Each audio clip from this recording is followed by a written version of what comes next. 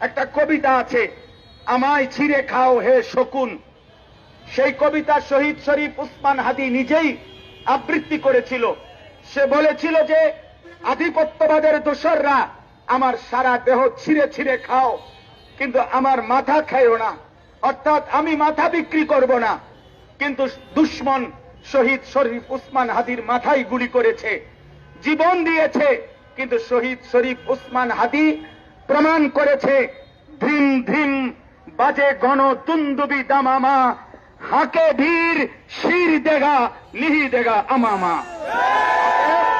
আজকে ইনশাআল্লাহ এই জমিনে আমরাও আল্লাহর কসম করে বলি, 18 কোটি জনগণের পবিত্র শিরায় 1 ফোঁটা রক্ত থাকতে আমার মাতৃভূমির 1 ইঞ্চি জমিন ভারতের বেঈমান তোরা নিতে পারবি না।